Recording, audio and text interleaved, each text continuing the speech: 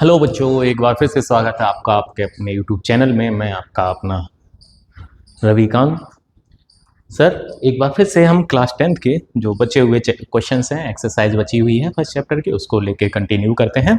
I hope कि हमारी voice आपको क्लियर होगी। मैं ऑडिबल हूँगा आपके लिए। बात समझ आ रही कि नहीं आ रही? ओके, चलिए। तो बचा हुआ हमारा जो एक्सरसाइज था 1.2, उसको करते हैं आज कंप्लीट। अब इसमें जो है दो टाइप के क्वेश्चंस आते हैं और जो कि मोस्ट इंपॉर्टेंट होते हैं। आपको 100% दो में से एक क्वेश्चन आपको 3 नंबर में मिलता ही मिलता है, अदरवाइज 2 नंबर में भी मिल जाता है कई बार। बात समझ आ रही कि नहीं आ रही? ये मोस्ट इंपॉर्टेंट क्वेश्चन है जो आज हम करने वाले हैं। ये बोर्ड एग्जाम में आते ही आते हैं। आप किसी भी ईयर का पेपर उठा लीजिएगा, आपको ये क्वेश्चन मिलेगा ही मिलेगा। चलिए स्टार्ट करते हैं। पहला क्वेश्चन है, मैं एक कराऊंगा, उस टाइप के आपको 2-3 दे दूंगा, बिल्कुल सेम उसी तरह से ही करना है। एक दो समझा भी दूंगा कि करना कैसे। इनमें कुछ चीज़ें हैं जो आप याद कर लोगे, ज़्यादा बेटर रहेगा। सिंपल सी चीज़ है, क्योंकि इसमें समझने लायक बहुत कुछ है और याद करने लायक बहुत कम है। और ना समझ आए तो फिर याद कर लो, क्योंकि हमारा काम केवल एग्जाम में क्वेश्चंस को अच्छे से करना है। तो 2-3 बार लगाओगे तो अपने आप याद हो जाएंगी, जो लैंग्वेज होती है थोड़ी बहुत। ठीक है, चलो। पहला कह रहा है कि प्रूव दैट √5 इज इरेशनल। अब हम करते हैं क्या है, इसको सॉल्व करने के लिए मेथड यूज करते हैं कॉन्ट्राडिक्शन। Contradiction method. सर ये कौन सा मेथड होता है? ये मेथड होता है कि जैसे हम इसको इरेशनल प्रूव करना, तो हम क्या करेंगे, इसके एक अपोजिट उसको मानेंगे कि हम मानेंगे कि ये हमारा रेशनल नंबर है। और रेशनल नंबर हम जब लेंगे, आगे जो कैलकुलेशन करेंगे उसमें जो कुछ प्रॉब्लम्स आएंगी, और वो प्रॉब्लम्स आएंगी क्योंकि हमने कुछ गलत माना हुआ है। गलत माना हुआ है, इसका सही क्या होगा? उल्टा इसका होगा। बात समझ आ रही कि नहीं आ रही? इसका मतलब जो दिया होता है उसका अपोजिट लेके हम इसको सॉल्व करते हैं। इसको कॉन्ट्राडिक्शन मेथड बोलते हैं। चलिए, पहला क्वेश्चन है कि आपको दिखाना है कि √5 रेशनल है। तो हम क्या करते हैं, let √5 is a rational number. हमने मान लिया कि √5 हमारा कैसा हो गया बेटा? रेशनल नंबर हो गया। अगर रेशनल है तो हम इसको p/q फॉर्म में भी लिख सकते हैं,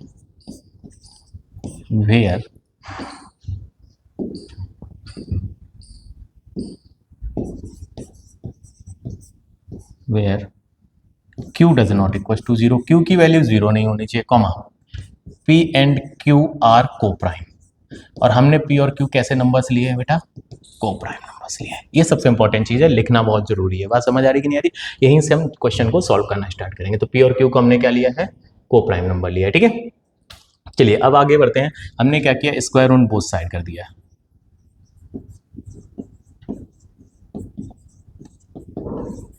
जैसे ही हमने स्क्वायर किया तो ये √5 का स्क्वायर हो गया, और ये p² और q² हो गया। हम इसको लिख सकते हैं 5 = p² / q²। इसका मतलब जो q² है वो p² / 5 होगा। अच्छा, p और q इंटीजर है, यहाँ पे समझने वाली बात है कि जो p और q जो है वो इंटीजर है आपके। इसको इक्वेशन नंबर हम फर्स्ट डाल देते हैं। अब यहाँ पे समझते हैं कि जो p और q क्या है आपके? इंटीजर है। स्क्वायर करोगे इंटीजर वैल्यू आएगी। अगर ये q² इंटीजर वैल्यू है, थोड़ा सा समझना मेरी बात को, q² इंटीजर वैल्यू है, इसका मतलब p² 5 से डिविजिबल होगा पूरा। अगर तभी तो ये इंटीजर वैल्यू देगा। इसका मतलब p² जो है वो किससे डिविजिबल हो गया बेटा? Here p² is divisible by 5। अगर कोई नंबर किसी नंबर का स्क्वायर अगर किसी नंबर से डिविजिबल है तो हम बोल सकते हैं कि वो नंबर भी उस नंबर से डिविजिबल होगा। इसका मतलब p² अगर 5 से डिविजिबल है तो हम बोल सकते हैं सो p is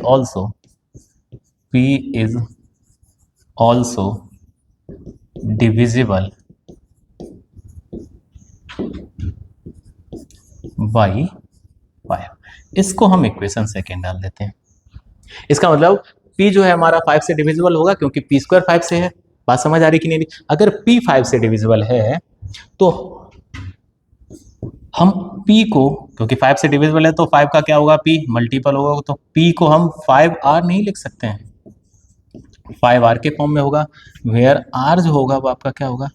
1 2 3 1 2 3 and so on. Yes सुनो, यानी कि आर की वैल्यू आप कुछ भी रख लो, 1 रख लो, 2 रख लो, 3 रख लो, तो जो नंबर मिलेंगे वो 5 से डिविजिबल होंगे, क्योंकि पी जो है वो 5 का मल्टीपल है, 5 आर के फॉर्म में लिख सकते हैं। इस वैल्यू को उठा के हम क्या करते हैं बेटा, इक्वेशन फर्स्ट में रख देते हैं, पुट इन फर्स्ट, और जैसे ही हम फर्स्ट में रखेंगे तो हमें मिलेगा q square equal to 5 r का होल स्क्वायर अपॉन 5। बात समझ आ रही कि नहीं आ रही? अब इसके बाद हम यहां ले लेते हैं, इसको थोड़ा सा छोटा कर देते हैं, कोई नहीं।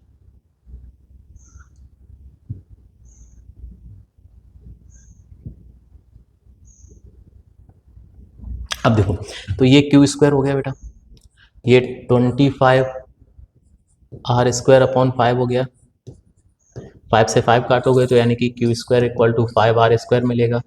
इसका मतलब हम आर स्क्वायर निकालेंगे तो क्या ये क्यू स्क्वायर अपॉन 5 नहीं आएगा? यस।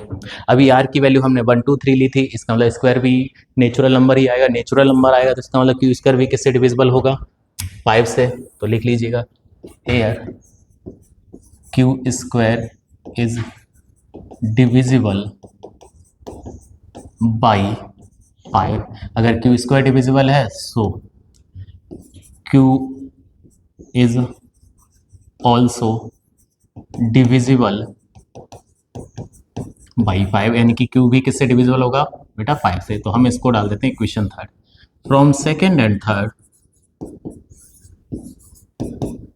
सेकेंड और थर्ड से हम क्या देख रहे हैं कि पी भी P इज डिविजिबल बाई 5 है, Q भी हमारा 5 से डिविजिबल है, इसका मतलब P and Q both are divisible by 5। दोनों 5 से डिविजिबल हैं, तो हम बोल सकते हैं कि इनका हाईएस्ट कॉमन फैक्टर अभी क्या होगा, P और Q का 5 हो जाएगा। P और Q का क्या हो जाएगा? 5 हो जाएगा। लेकिन ये कॉन्ट्राडिक्ट कर रहा है कि P और Q हमारे कैसे हैं? Coprime number. कोप्राइम नंबर कौन से होते हैं? ऐसे नंबर जिनका एचसीएफ क्या होता है? 1 होता है। इसका मतलब हमने नंबर जो लिए थे जिनका एचसीएफ क्या था बेटा? 1 था, लेकिन यहाँ पे एचसीएफ जब हम सॉल्व कर रहे हैं इसको, तो एचसीएफ कितना आ रहा है? 5 आ रहा है। ये कॉन्ट्राडिक्ट हो गया, तो लिख दो this contradict, this is contradiction, this is या this contradict the fact, this contradict the fact,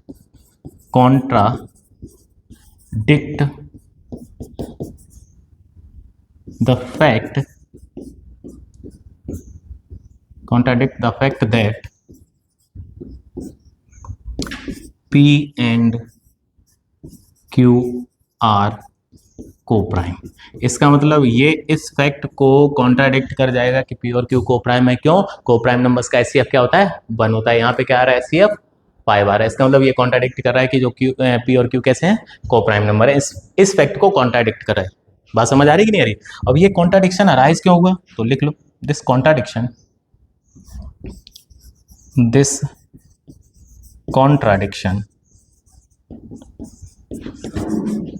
has arisen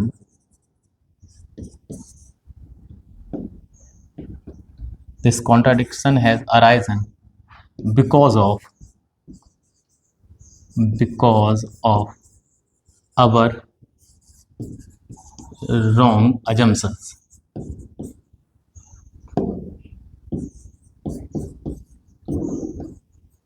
यानी कि जो कॉन्ट्राडिक्ट उठा है, कॉन्ट्राडिक्ट उठ रहा है, वो किस वजह से? क्योंकि हमने कुछ ना कुछ क्या माना हुआ है? गलत माना हुआ है। तो this contradiction has arisen because of our wrong assumptions. अगर हमने गलत माना हुआ तो इसका मतलब सही कर देते हैं। हमने माना हुआ था √5 को क्या? Irrational number. इसका मतलब वो रेशनल माना था, इसका मतलब क्या हो जाएगा? √5 irrational. √5 is hence √5 is irrational number.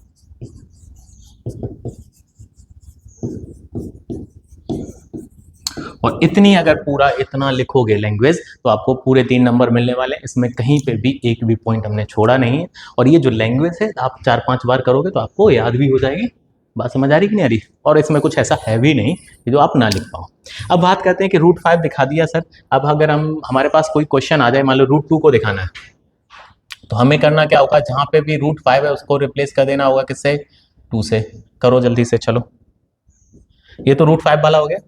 अब एग्जाम्पल के लिए समझते हैं कि अगर हमसे बोला गया कि भैया √2 को इरेशनल दिखाओ, किसको? √2 को दिखा दो, √3 को दिखा दो, √7 को दिखा दो, तो हम क्या करेंगे, जहां पे ये नंबर दिखाई दे रहा है उसको रिप्लेस कर देते हैं। ठीक है, √5 की जगह हम क्या लिख लेंगे बेटा? √2।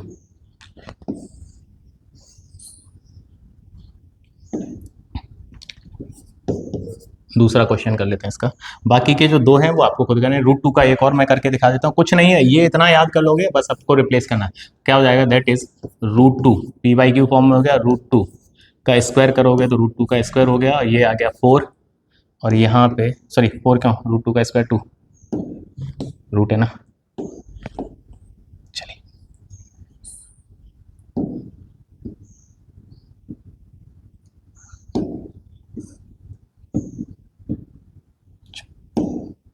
तो ये आ गया 2, इसका मतलब p²/2 हो गया। p is divisible by 2, p आपका किससे डिविजिबल है? 2 से। p² डिविजिबल है तो p भी किससे डिविजिबल होगा? 2 से। तो p² is divisible by 2, so p is also divisible by 2। अगर 2 से डिविजिबल है तो 2r के फॉर्म में होगा ये, यस और नो?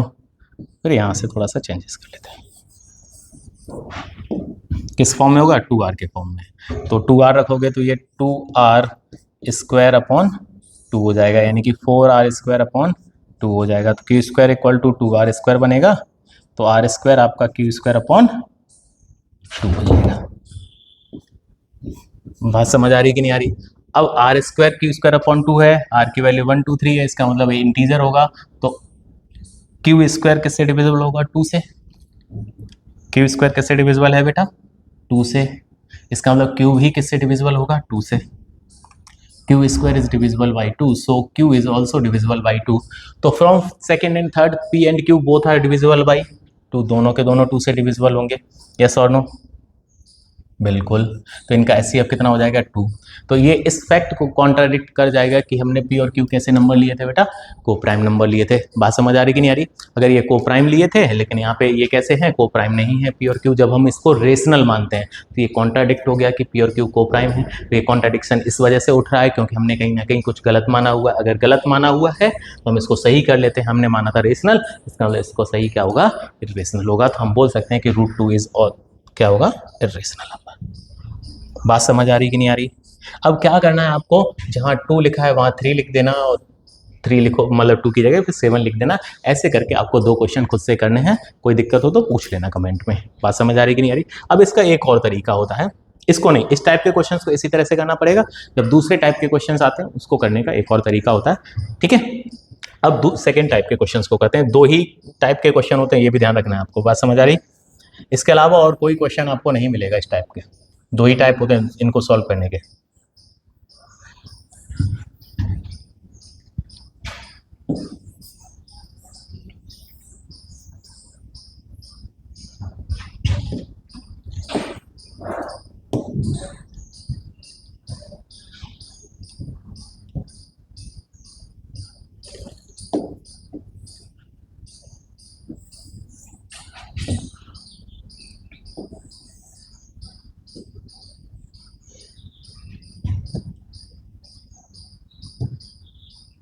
आपसे कह रहा है अगला question, prove that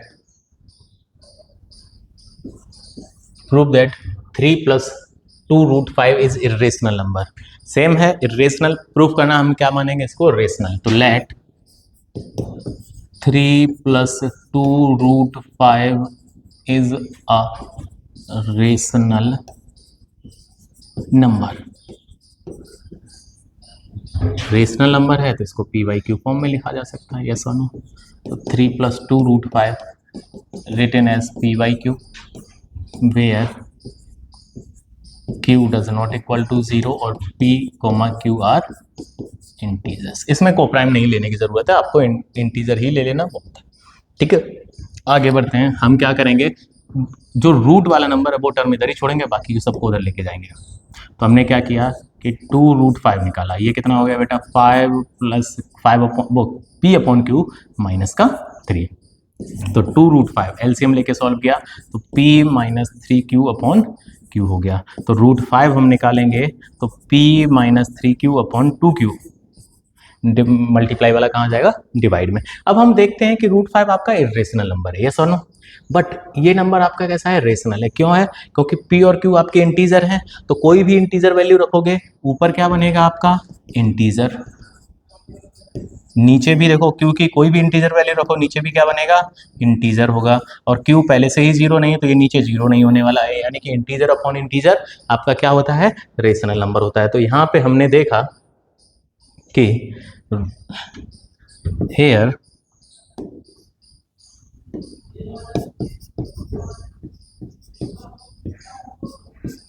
√5 is irrational, but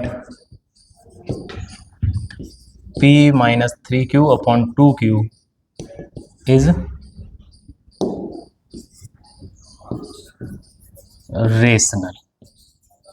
ठीक है, तो p minus 3q upon 2q कैसा है, रेशनल है। तो दिस कॉन्ट्राडिक्ट द फैक्ट। अब ये किस फैक्ट को कॉन्ट्राडिक्ट करेगा, तो this contradict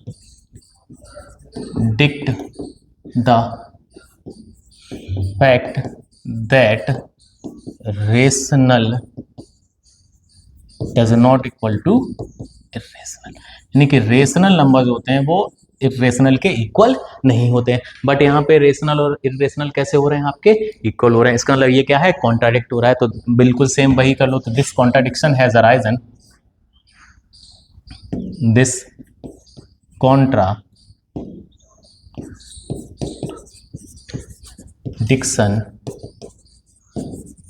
has arisen because of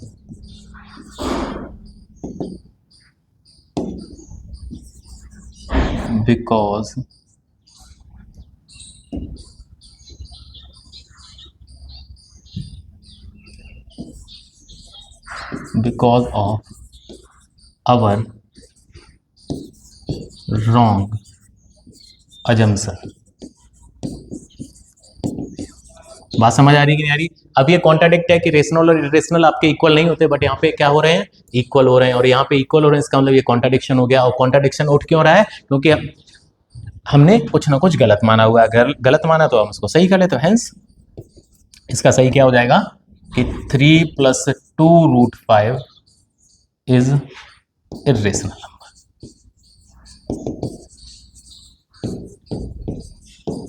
बात समझ आ रही कि नहीं आ रही, ठीक है। तो इस टाइप के जितने भी क्वेश्चंस हैं आपके लिए वो आप कर लेना। मैं आपको कुछ क्वेश्चन दे देता हूं। इस टाइप के जितने भी क्वेश्चन है वो आप आसानी से कर सकते हो। जैसे ये रहे आपके क्वेश्चन,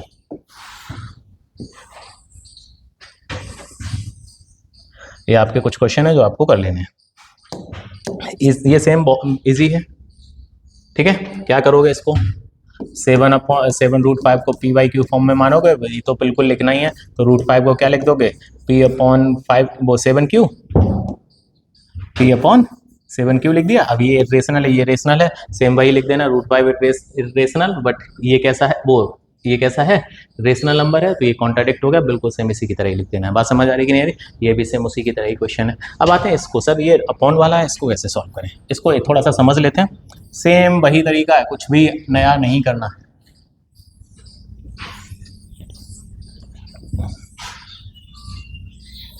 क्योंकि आपको पता है अगर √2 रेशनल इरेशनल होता है तो उसका रेसिप्रोकल भी कैसा होगा, इरेशनल होगा, ठीक है।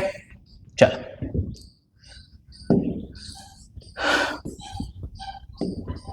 देखो, थर्ड का फर्स्ट 1/√2 को हम थोड़ी देर के लिए क्या मान लेते हैं, इरेशनल नंबर।